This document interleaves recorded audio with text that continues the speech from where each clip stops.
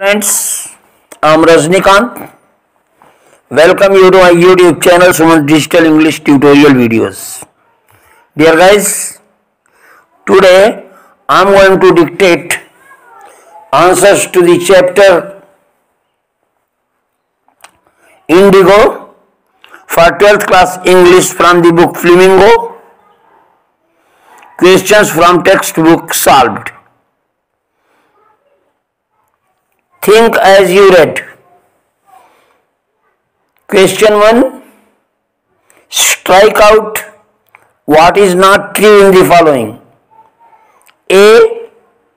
Rajkumar Shukla was first a sharecropper, second a politician, third a delegate, fourth a landlord. Question 1b.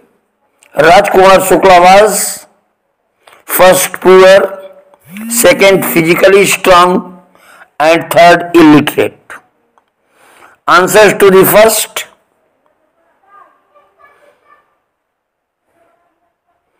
Second option is correct, a politician, because Rajkumar Shukla was not a politician.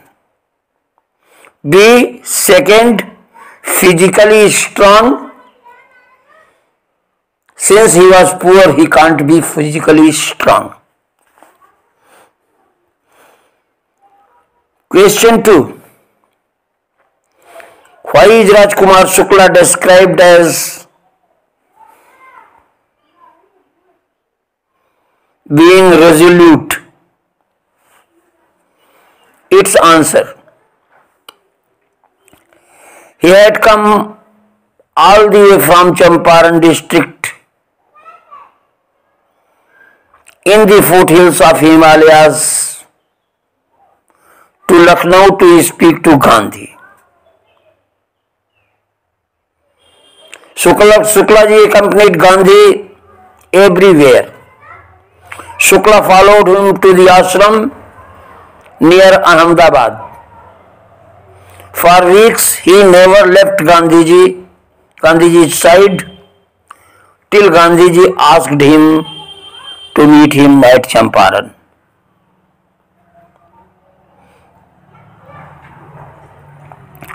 Question 3. Why do you think the servants thought Gandhiji to another peasant? Its answer. Shukla led Gandhiji to Rajendra Prasad's house. The servants knew Shukla as a poor yeoman. Gandhiji, also clad in the simple dhoti, he was the companion of the peasant. Hence the servants thought Gandhi to be another peasant. Now think as you read.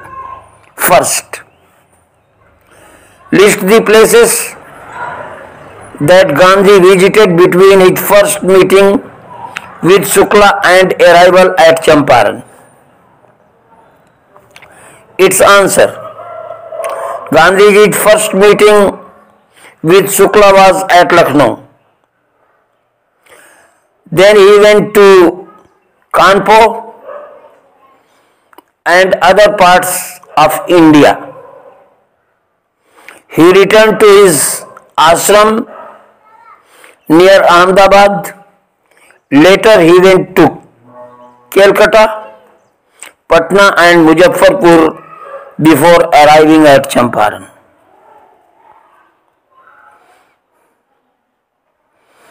Question 2. What did the peasants pay the British landlords as rent? What did the British now want instead and why? What would be the impact of synthetic indigo on the price of the natural indigo? Here guys, its answer. The peasants paid the British landlords indigo as rent. Now Germany had developed synthetic indigo, so the British landlords wanted money as compensation for being released from the 15% agreement. The prices of the natural indigo would go down due to the synthetic indigo. Now think as you read first.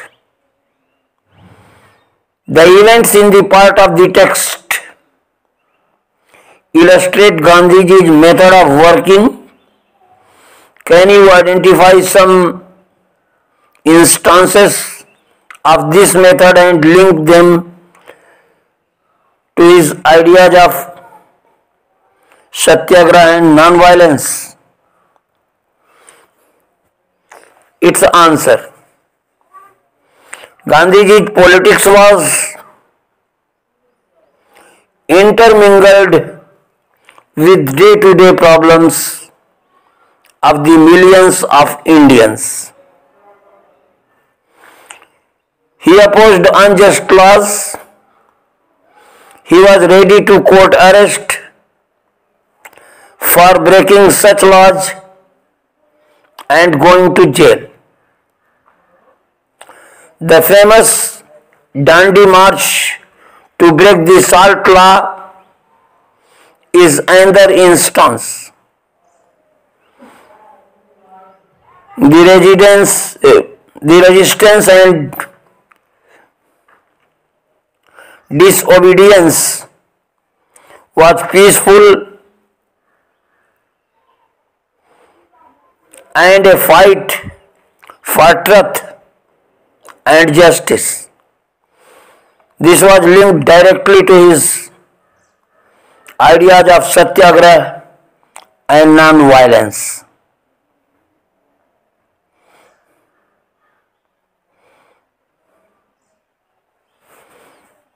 Think as you read question 1.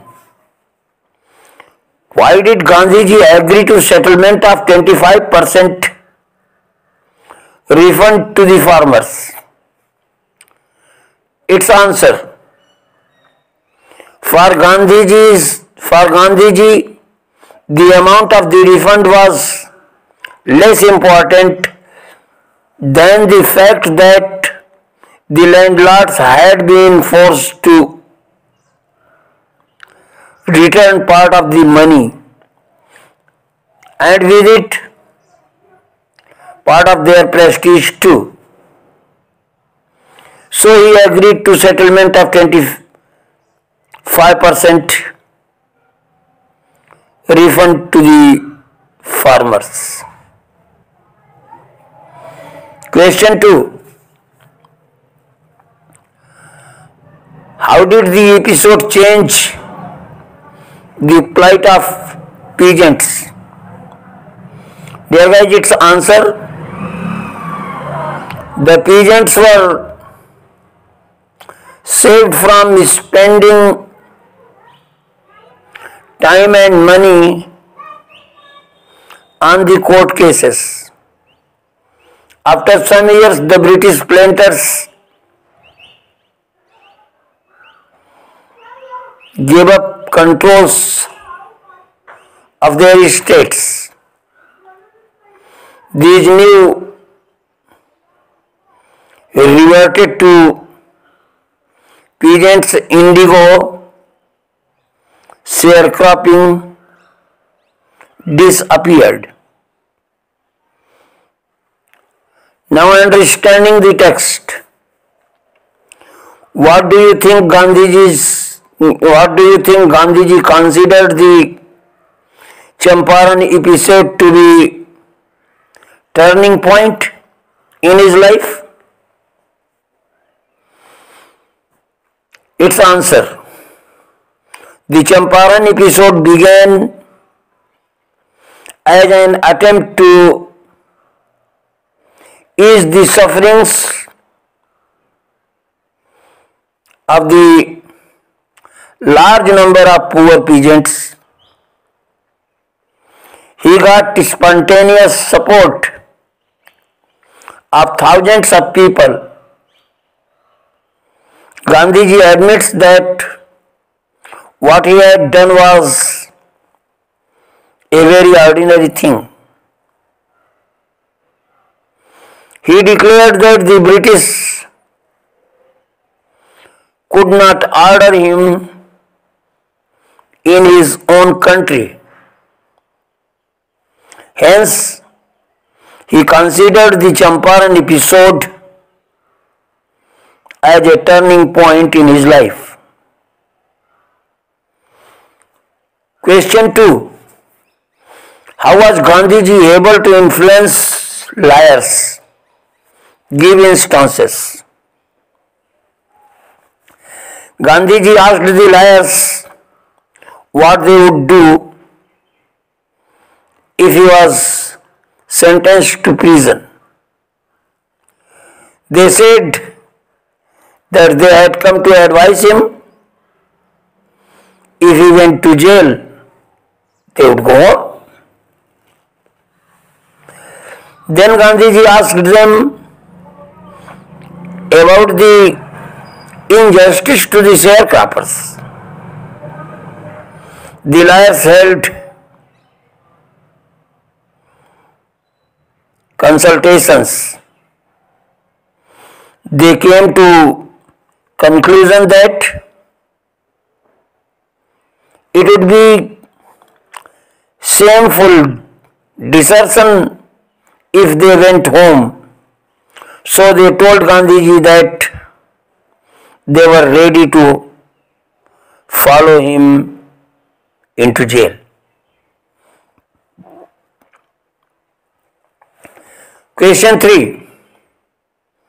What was the attitude of the average Indian in the smaller localities towards advocates of the Home Rule?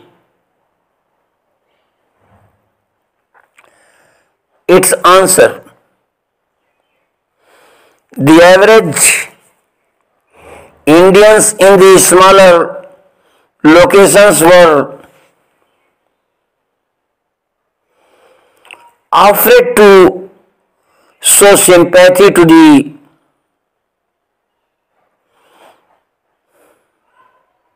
advocates of Home Rule.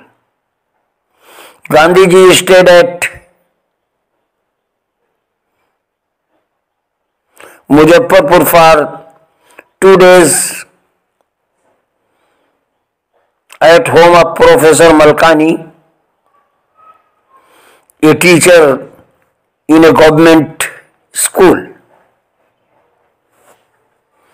It was an extraordinary thing in those days for a government professor to give shelter to one who opposed the government.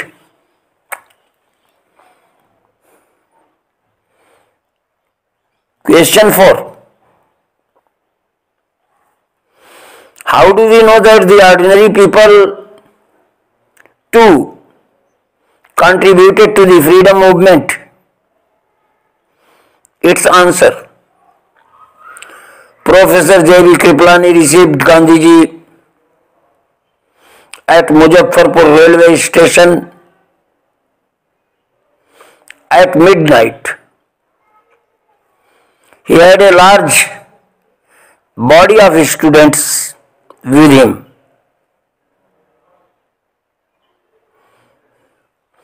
Sharecroppers from the Champaran came to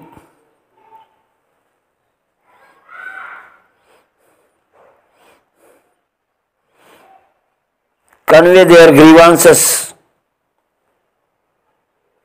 on foot to Gandhiji. Muzaffarpur liars too called on him. A vast multitude greeted Gandhiji when he reacted.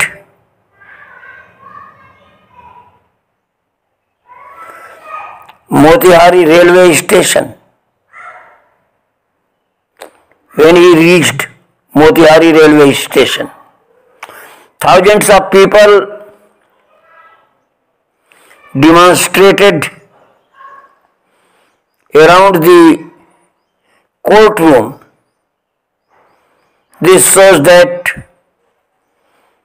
ordinary people too contributed to the freedom movement in India.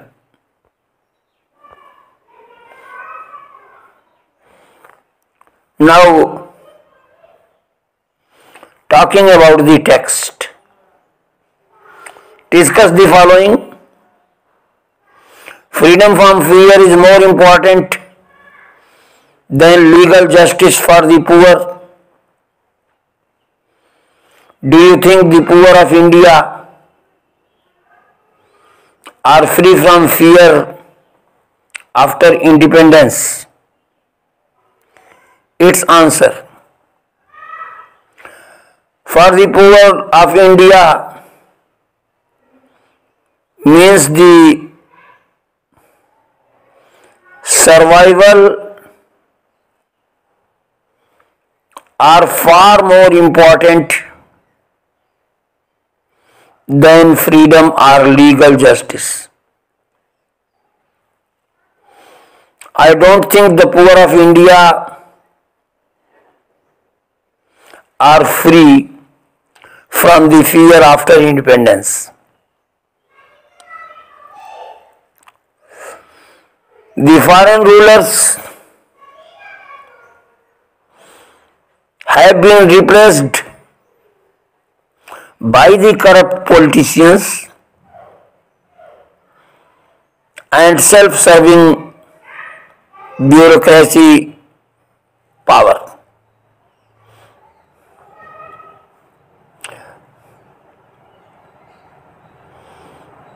Power brokers and money lenders have a field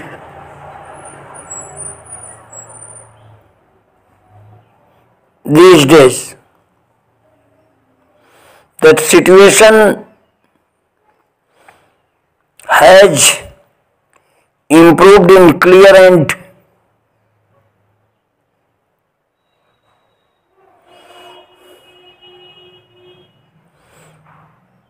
in cities and towns for the poor, but the poor in the remote valleys, villages still fear big farmers and money lenders. The police and the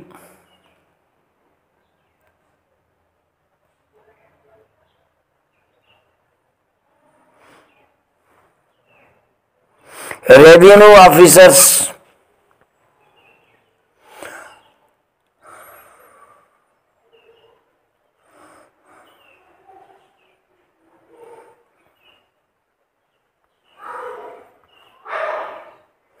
are still objects of terror for them. The poor landless workers have to work hard to make both ends meet. Peasants and tenant farmers have to borrow money from the rich money lenders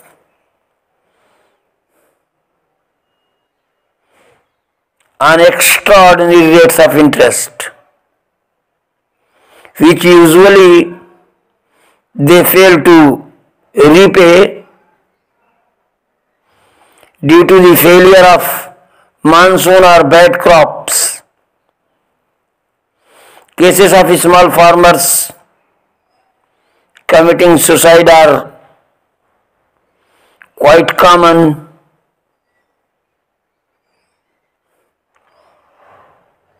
If this is due to fear, what is the reason behind it?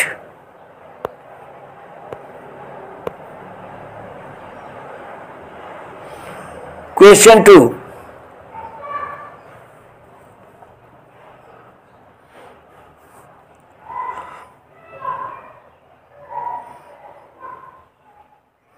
What are the qualities of a good leader?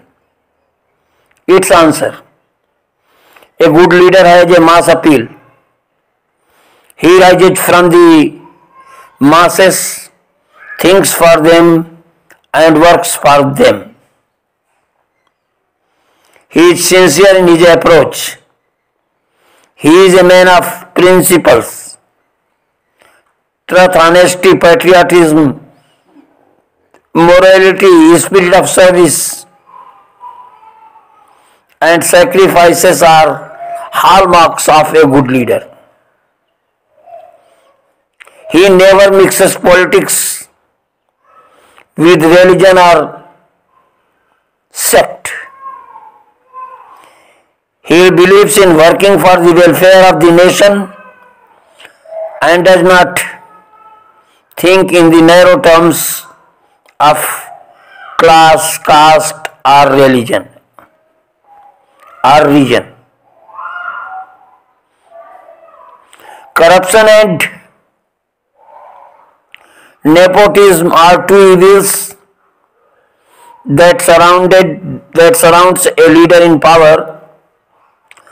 The life of a good leader is an open book.